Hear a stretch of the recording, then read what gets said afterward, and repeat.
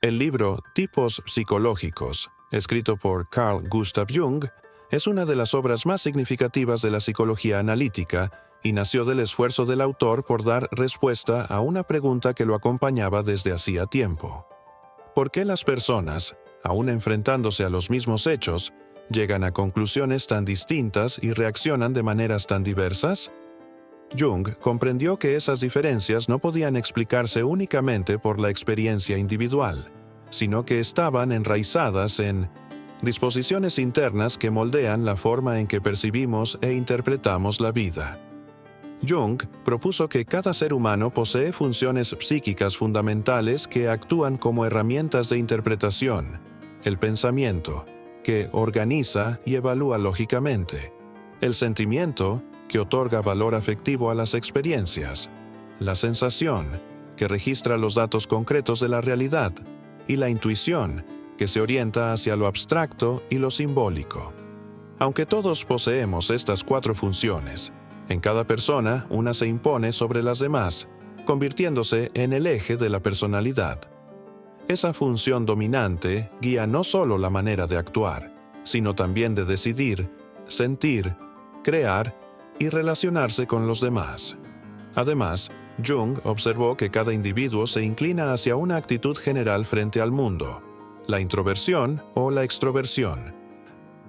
El introvertido se orienta hacia su mundo interior, hacia las imágenes, ideas y sentimientos que emergen de dentro, mientras que el extrovertido busca su sentido en el contacto con el exterior, en la interacción social y en la acción. La combinación entre la actitud, introversión o extroversión, y la función dominante, pensar, sentir, intuir o percibir, es lo que da origen a los diferentes tipos psicológicos. El propósito de esta teoría no era simplemente clasificar personas, sino mostrar que el universo psíquico humano es diverso, y que esta diversidad explica no solo las diferencias individuales, sino también las colectivas. Jung creía que comprender estas diferencias ayudaba no solo al autoconocimiento, sino también al entendimiento entre los hombres, ya que cada uno contempla la realidad desde un prisma particular y no existe un único punto de vista absoluto.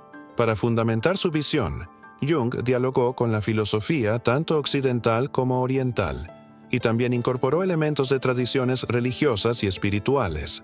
Estuvo influido por el pensamiento de Freud, aunque finalmente se apartó de él, y por filósofos y psicólogos como William James. Esta apertura le permitió construir puentes entre ciencia, religión y filosofía, mostrando que los tipos psicológicos no eran únicamente un recurso teórico, sino una lente para interpretar las tensiones humanas de todas las épocas. El paralelo con los gnósticos. Al reflexionar sobre los tipos, Jung encontró un espejo en las corrientes religiosas y filosóficas de la antigüedad, especialmente en el movimiento de los gnósticos, que floreció en los primeros siglos del cristianismo.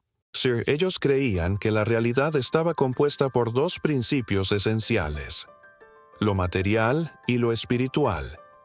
Lo primero era visto como imperfecto, transitorio y limitado, mientras que lo segundo se consideraba eterno, superior y divino.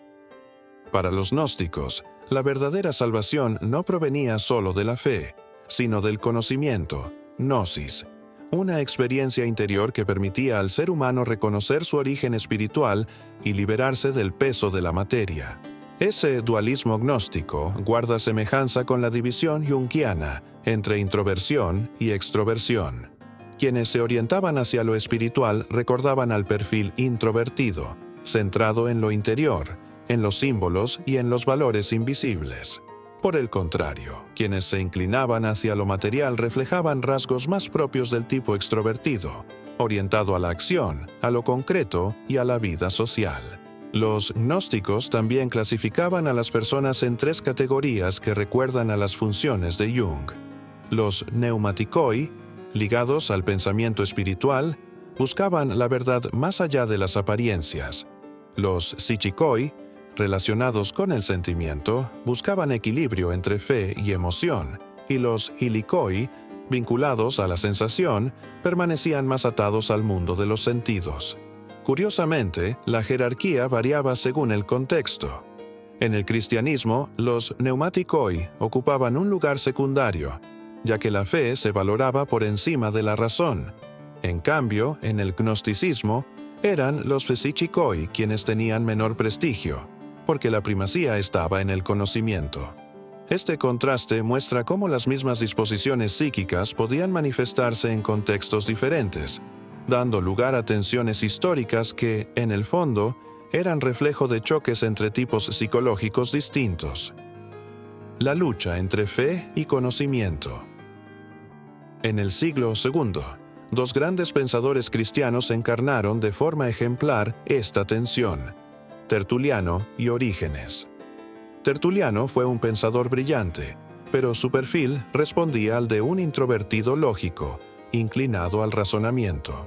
Veía en el apego al intelecto una amenaza para su fe. Para preservar la pureza de la devoción, rechazó la gnosis, la filosofía e incluso la ciencia. Para él, el exceso de conocimiento humano podía apartar al hombre de la verdad revelada. Su decisión fue un sacrificio del intelecto en nombre de la fe. Orígenes, en cambio, tomó otro camino. De temperamento extrovertido, abierto al diálogo con el mundo y fuertemente influido por la filosofía griega, no veía contradicción entre fe y razón. Más bien, creía que la filosofía podía enriquecer la comprensión de la enseñanza cristiana. Sin embargo, sentía que su vínculo con lo material podía convertirse en un obstáculo espiritual. Movido por esa convicción, adoptó una medida extrema. Practicó la castración como forma de romper con la sensualidad y consagrarse plenamente a lo divino. Estas dos figuras muestran que la tensión entre conocimiento y fe no era únicamente teórica, sino también psicológica. Representaban dos modos de ser, dos personalidades que se expresaban en decisiones vitales profundas y, en muchos casos, radicales. La aportación de Jung al observar estas historias, Jung reveló que los tipos psicológicos no son simples categorías abstractas, sino fuerzas vivas que modelan la cultura, la religión, la ciencia y las relaciones humanas. A lo largo de la historia, los enfrentamientos entre escuelas filosóficas, tradiciones religiosas e incluso entre amigos o parejas pueden entenderse como la expresión de distintos modos de percibir, sentir y vivir. Con esta teoría, Jung no buscaba determinar lo que es correcto o erróneo, superior o inferior. Su intención era mostrar que el ser humano es múltiple y que comprender esa multiplicidad resulta esencial para evitar juicios apresurados y conflictos innecesarios.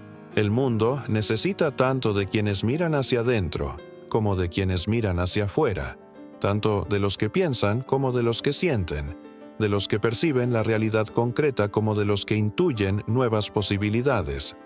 Así, Tipos psicológicos no es solo un tratado de psicología, sino también una invitación a la tolerancia, al autoconocimiento y al reconocimiento de que cada perspectiva aporta algo valioso al conjunto. Esta visión se hace aún más poderosa si recordamos que, para Jung, el verdadero crecimiento ocurre cuando logramos integrar nuestras funciones menos desarrolladas y dialogar con aquello que nos resulta opuesto. El encuentro entre fe y conocimiento, materia y espíritu, razón y emoción, es también el reencuentro con las partes olvidadas de nosotros mismos. La Iglesia primitiva fue escenario de numerosos debates y divisiones que, a la luz de la teoría de los tipos psicológicos de Jung, pueden entenderse como choques entre distintas maneras de percibir e interpretar la realidad. Entre los ejemplos más destacados se encuentran los ebionitas, que defendían la plena humanidad de Jesús, y los docetistas, que afirmaban su naturaleza exclusivamente divina, sosteniendo que su apariencia humana era solo una ilusión.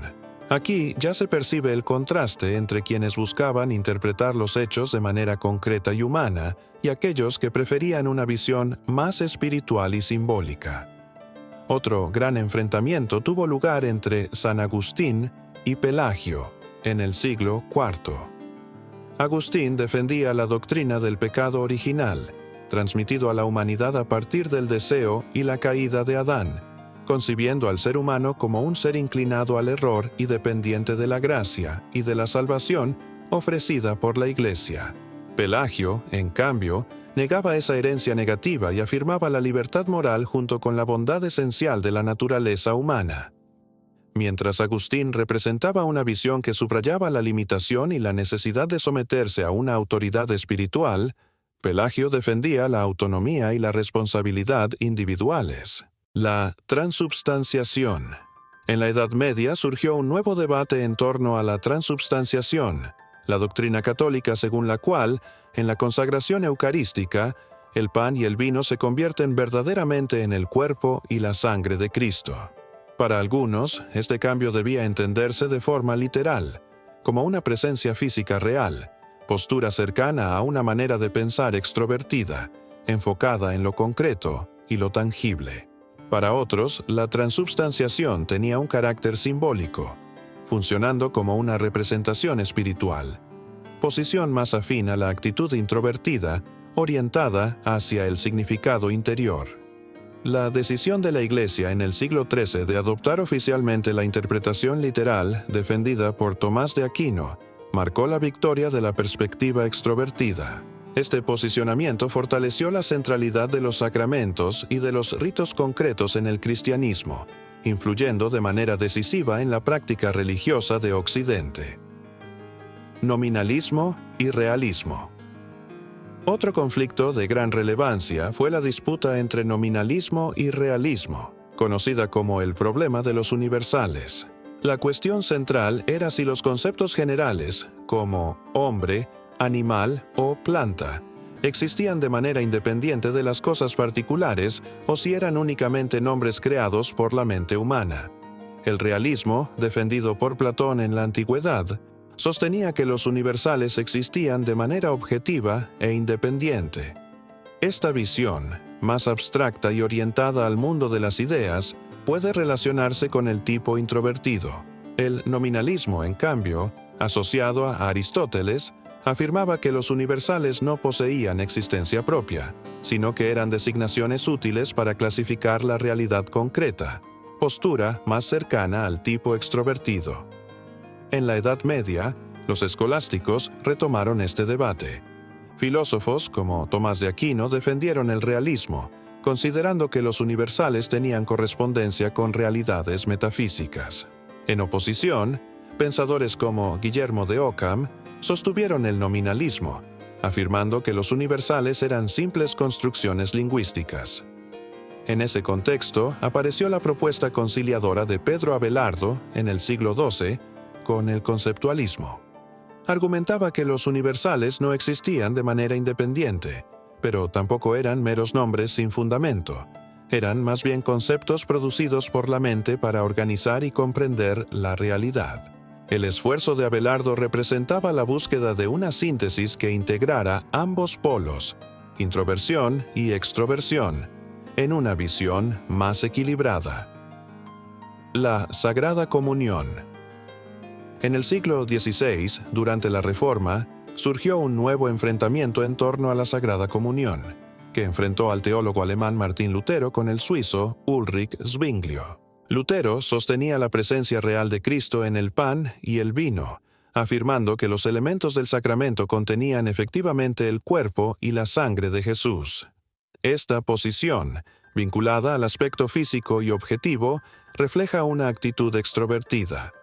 Zwinglio, por su parte, defendía que la cena era un símbolo espiritual, en el cual el pan y el vino funcionaban únicamente como signos visibles de una realidad invisible.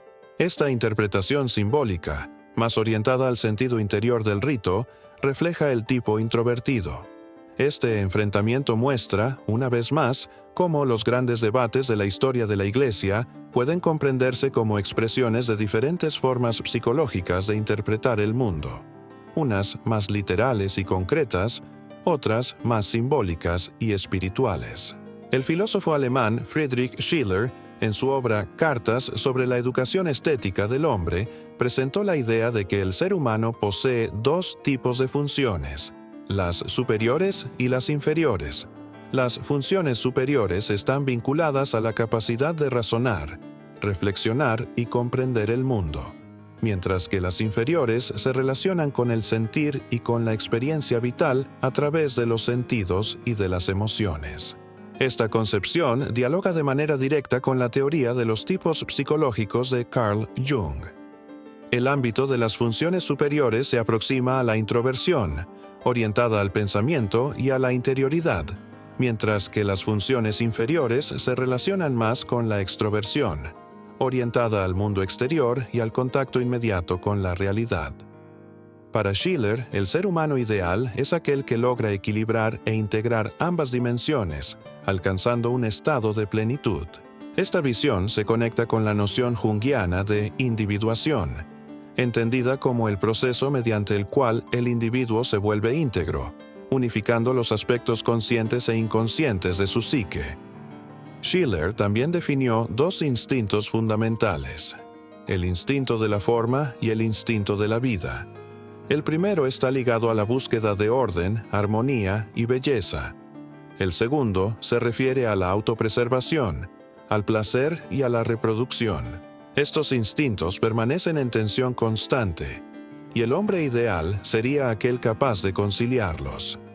En términos junguianos, el instinto de la forma se aproxima a la función de pensar, mientras que el instinto de la vida se relaciona más con el sentir. Poesía ingenua y poesía sentimental.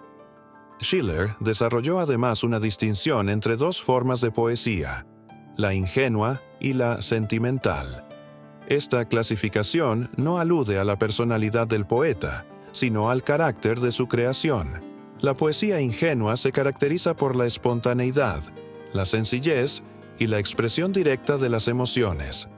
Surge de manera natural, enraizada en los instintos y en los sentidos, valorando la autenticidad por encima de la forma. La poesía sentimental, en cambio, nace de una conciencia más elaborada. Es refinada, reflexiva, construida, atenta al estilo y a la forma, y refleja la naturaleza cultivada e intelectual del ser humano. A partir de esta distinción, Schiller concluyó que existen dos grandes tipos psicológicos fundamentales: el idealista y el realista. El primero se orienta hacia lo espiritual, lo abstracto y lo ideal. El segundo hacia lo físico, lo material y lo concreto.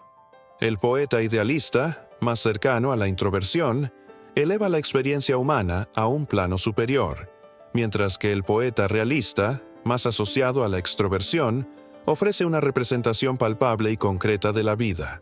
Para Schiller, ambos eran necesarios para lograr una comprensión más amplia de la condición humana. Lo apolíneo y lo dionisíaco en Nietzsche. Esta dualidad resuena en El nacimiento de la tragedia, de Friedrich Nietzsche, donde el filósofo explora los principios de lo apolíneo y lo dionisíaco. Lo apolíneo, asociado al dios Apolo, simboliza el sueño, la forma, la medida y el principio de individuación. Está ligado a la claridad, la conciencia y la razón, otorgando estructura y límites a la experiencia humana. Lo dionisíaco, relacionado con el dios Dionisio, representa la embriaguez, el éxtasis, la disolución de fronteras y el contacto con lo inconsciente. Es fuente de creatividad, instinto e inspiración. Ambas fuerzas permanecen en tensión permanente. El exceso de lo apolíneo puede llevar a una rigidez intelectual y racionalista, mientras que el predominio de lo dionisíaco puede desembocar en caos emocional e irracionalidad. Para Nietzsche, en sintonía con la psicología de Jung, la verdadera salud psíquica requiere un equilibrio dinámico entre estas dos dimensiones opuestas. En este sentido, lo apolíneo puede entenderse como una actitud próxima a la introversión y a la función pensante, mientras que lo dionisíaco se vincula con la extroversión y con la función sentimiento. Fourneau Jordan y la tipología del carácter. Un contemporáneo de Jung, el investigador Fourneau Jordan, también propuso una teoría que distinguía dos tipos básicos de carácter. En el tipo menos apasionado, más extrovertido, predominaba la acción sobre la reflexión. En el tipo más apasionado, más introvertido, la reflexión tenía más peso que la acción. Jordan observó además que, en el temperamento extrovertido, el intelecto solía guiar las decisiones, mientras que en el temperamento introvertido eran las pasiones y las emociones las que ejercían mayor influencia. Esta visión, aunque menos compleja que la de Jung, anticipaba de algún modo la idea de que cada individuo vive bajo tensiones internas entre polos complementarios que terminan configurando sus actitudes y su manera de existir.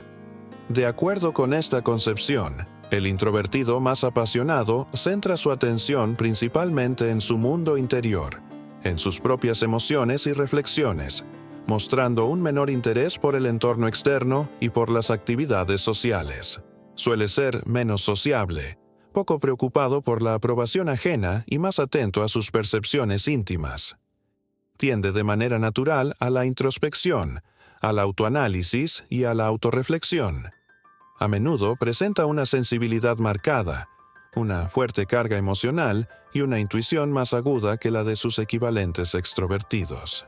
Con frecuencia muestra inclinaciones artísticas, un refinado sentido estético y una profunda individualidad, expresada mediante la originalidad creativa y la independencia de pensamiento.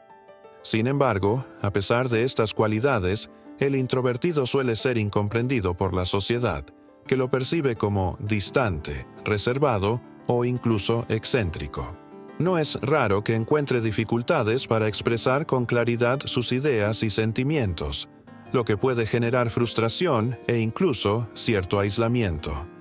En contraste, la persona menos apasionada o extrovertida dirige su atención principalmente hacia el mundo exterior, valorando la vida social, la interacción con los demás y la aprobación del grupo. Es más sociable, práctica y menos inclinada a la autorreflexión. Prefiere ocuparse de actividades externas y relaciones directas, en lugar de sumergirse en cuestionamientos interiores. El extrovertido tiende a ser más lógico y realista, apegado a la tradición y a la conformidad, mostrando menos sensibilidad e intuición que el introvertido. No obstante, este tipo también presenta fragilidades.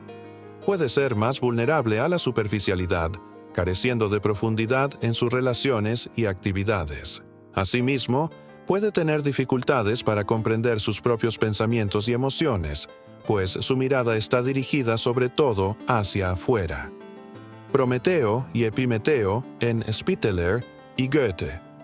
El poeta Carl Spitteler, en su obra Prometeo y Epimeteo, exploró la relación entre el problema de los tipos psicológicos y la creación poética. Utilizó el mito de los dos hermanos para ilustrar la tensión entre el aspecto creativo y espiritual de la psique, representado por Prometeo, y el aspecto práctico y material, encarnado por Epimeteo. Para Spitteler, estos principios no eran enemigos, sino fuerzas complementarias que, unidas, conducen al desarrollo integral del ser humano y de la poesía. En Prometeo, de Johann Wolfgang von Goethe, la narración adquiere un tono trágico. Prometeo aparece como un héroe que desafía a los dioses y entrega el fuego a la humanidad. El mito simboliza aquí la ambición humana y la voluntad de superar los límites impuestos por la naturaleza o por el orden divino. Mientras Goethe exalta la rebeldía creadora, Spitteler resalta el equilibrio entre fuerzas opuestas, presentando a Prometeo como figura que simboliza la búsqueda de integración y de individuación, concepto que más tarde se volvería central en el pensamiento de Jung. El símbolo de la unión. El símbolo unificador desempeña un papel esencial como puente entre lo consciente y lo inconsciente, funcionando como elemento capaz de armonizar tensiones internas. Este símbolo puede manifestarse en formas diversas, religiosas, filosóficas, literarias o culturales. En Fausto, de Goethe, y en Así habló Zaratustra, de Nietzsche, aparece como expresión del sentido último de la vida, un intento de dar unidad y dirección a la experiencia humana. En la tradición brahmánica, se manifiesta en el concepto de Brahman, la realidad suprema que simboliza la unidad esencial de todo lo existente, resolviendo la dualidad aparente entre espíritu y materia y mostrando que todo procede de una misma fuente. En la filosofía china adopta la forma del Dao, el camino, principio y fundamento de todo, asociado al equilibrio entre yin y yang, que revela la interdependencia y complementariedad que sostienen el universo. En la poesía, el símbolo funciona como elemento estructurador que otorga armonía y cohesión a la obra, uniendo sus partes en un todo orgánico. Puede aparecer como imagen, motivo o arquetipo, representando el sí mismo, self, entendido por Jung como el arquetipo de la totalidad. La relatividad de los símbolos. La simbología varía de acuerdo con la experiencia individual y cultural. El culto a la mujer en las obras de Spitteler y Goethe, la adoración del yo en el budismo o la devoción a Dios en el cristianismo pueden parecer expresiones distintas, pero comparten un mismo impulso: unir fuerzas opuestas, espiritual y material, individual y colectiva, en busca de equilibrio. Los símbolos no son absolutos. Su interpretación cambia de una persona a otra, pues cada individuo proyecta en ellos contenidos de su propio inconsciente. De esta manera, se convierten en canales de expresión de dimensiones profundas de la psique, siempre ligadas a la experiencia subjetiva. En la mística de Meister Eckhart, teólogo cristiano medieval, Dios no es concebido como un ser o sustancia externa, sino como el principio originario del ser. Esta visión contrasta con la teología tradicional, que lo describía como entidad trascendente y separada del mundo. Para Eckhart, Dios no puede alcanzarse mediante la razón o la imaginación, sino que está presente en todo, unificando la existencia. Esta concepción se aproxima al Brahman indio y al Dao chino, reforzando la idea de la relatividad simbólica. Símbolo e inconsciente colectivo. En Spitteler, el símbolo de la unión representa también el inconsciente colectivo, concepto junguiano que designa el reservorio común de imágenes, arquetipos y experiencias compartidas por toda la humanidad. Este símbolo conecta el inconsciente individual con el colectivo, aportando equilibrio entre los polos conscientes e inconscientes de la psique. Al mismo tiempo, simboliza el sí mismo, principio organizador que integra pensamientos, emociones y experiencias en una totalidad coherente. Es lo que permite que el individuo no permanezca fragmentado, sino que alcance una unidad interior. Normalidad, enfermedad y sombra. Mientras la psicología busca comprender la mente y el comportamiento, la psiquiatría se centra en el tratamiento de los trastornos mentales.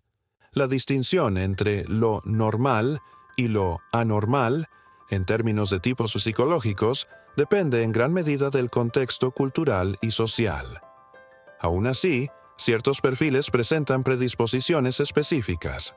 Jung señalaba que los introvertidos podían ser más vulnerables a las neurosis, asociadas al exceso de introspección y a la represión emocional, mientras que los extrovertidos tendían a estar más expuestos a psicosis debido a su apertura desmedida al mundo externo. El concepto de sombra es también central en este proceso. La sombra representa los aspectos reprimidos e inconscientes de la personalidad, muchas veces rechazados por la conciencia. Cuando se ignora o se niega, puede manifestarse de manera destructiva, alimentando conflictos internos e incluso contribuyendo al desarrollo de enfermedades psíquicas. Reconocer e integrar la sombra es, por tanto, un paso esencial para alcanzar equilibrio e individuación. Para que un terapeuta pueda tratar de manera eficaz a personas que enfrentan trastornos mentales, es fundamental que comprenda el tipo psicológico de cada paciente. Dentro de este proceso, el concepto de transferencia ocupa un lugar central. Se refiere a los sentimientos, actitudes y expectativas que el paciente, de manera inconsciente, proyecta sobre el terapeuta. Esta dinámica, lejos de ser un obstáculo, puede convertirse en una herramienta valiosa para acceder a los conflictos emocionales más profundos del paciente. Al mismo tiempo, el terapeuta debe mantenerse consciente de sus propias reacciones frente al paciente, con el fin de evitar la llamada contratransferencia, es decir, la influencia de sus emociones personales sobre el desarrollo de la terapia. Existe también una conexión significativa entre tipo psicológico y preferencia estética. La función dominante de un individuo, determinada por su actitud introvertida o extrovertida, suele influir de manera decisiva en sus elecciones artísticas. Los extrovertidos, orientados hacia el mundo exterior, suelen preferir formas de arte realistas, objetivas y accesibles que representen la realidad de manera clara y directa, reforzando valores e ideales colectivos. Los introvertidos, por su parte, inclinados hacia el mundo interior, se sienten más atraídos por producciones simbólicas, subjetivas, complejas y abiertas a la interpretación, porque encuentran en ellas un reflejo más auténtico de su vida interna. Sin embargo, la función dominante no actúa de manera aislada. La función auxiliar, considerada la segunda en importancia dentro de la estructura psíquica, cumple un papel de equilibrio. Así, por ejemplo, un extrovertido cuya función dominante sea el pensamiento puede interesarse por un arte objetivo y racional, pero al mismo tiempo tenderá a sentirse atraído por obras con un fuerte componente emocional, en sintonía con su función auxiliar de sentimiento. William James y los tipos psicológicos en la filosofía. En su libro Pragmatismo, un nuevo nombre para algunas viejas formas de pensar, el filósofo y psicólogo William James propuso una clasificación tipológica aplicada al campo de la filosofía. Sugirió que las personas podían dividirse en dos grandes grupos, los de mente sensible y los de mente firme. Los individuos de mente sensible, a quienes James también llamaba sentimentalistas, se caracterizan por una naturaleza emocional e intuitiva, confiando más en sus sentimientos y en sus creencias personales para tomar decisiones. En contraste, los individuos de mente firme, denominados intelectualistas, se guían por la racionalidad, el análisis lógico y la atención a las evidencias. Esta oposición refleja, en un plano más amplio, el debate clásico entre racionalismo y empirismo. El racionalismo sostiene que el conocimiento puede alcanzarse a través de la razón y de la intuición, mientras que el empirismo afirma que todo conocimiento nace únicamente de la experiencia sensible y de la observación. La distinción también se relaciona con el enfrentamiento entre intelectualismo y sensacionalismo. Para el intelectualismo, la mente humana posee capacidades y conceptos innatos que le permiten comprender el mundo. Para el sensacionalismo, en cambio, todo conocimiento procede exclusivamente de la experiencia sensorial. Además, los tipos de James dialogan con la dicotomía metafísica entre idealismo y materialismo. Los individuos de mente sensible, que otorgan mayor valor a los sentimientos y creencias, se acercan al idealismo, que considera la realidad como esencialmente espiritual o mental. Los de mente firme, en cambio, se alinean con el materialismo, que entiende el mundo como compuesto fundamentalmente por materia física. Otra diferencia relevante aparece en la manera de concebir la vida. Los de espíritu sensible tienden a ser optimistas, convencidos de que el mundo es en esencia bueno, y de que, en última instancia, todo se encamina hacia un fin positivo. Los de mente firme, por el contrario, muestran inclinación al pesimismo, considerando la realidad dura, hostil o inevitablemente orientada hacia resultados negativos. En el ámbito religioso, esta misma división se hace visible. Las personas de espíritu sensible suelen mostrar mayor inclinación hacia la religiosidad, mientras que los de mentalidad firme se inclinan más hacia la irreligiosidad o el escepticismo. Finalmente, James relacionó la oposición entre ternura y firmeza con la antigua discusión entre indeterminismo y determinismo. El indeterminismo sostiene que existe el azar y el libre albedrío, afirmando que los acontecimientos no están rígidamente predeterminados. El determinismo, en cambio, sostiene que todo lo que ocurre deriva de causas anteriores inevitables y que nada podría haber sucedido de otra manera. Aunque la teoría propuesta por William James resulta valiosa para comprender ciertos aspectos de la psicología humana, presenta limitaciones, ya que no toma en cuenta los elementos dinámicos e inconscientes de la personalidad. Por ello, no logra ofrecer una visión completa del comportamiento humano en toda su complejidad. La psique es mucho más rica y multifacética de lo que puede resumirse en solo dos categorías generales. Otras dimensiones, como pensar y sentir, intuición y sensación, desempeñan un papel igualmente decisivo en la configuración del tipo de personalidad de cada individuo. Al llegar al epílogo de tipos psicológicos, Jung plantea reflexiones que trascienden el campo estrictamente clínico y alcanzan la esfera social y filosófica. Señala que la sociedad, en su búsqueda por promover la igualdad y la felicidad, tiende a establecer normas y regulaciones externas.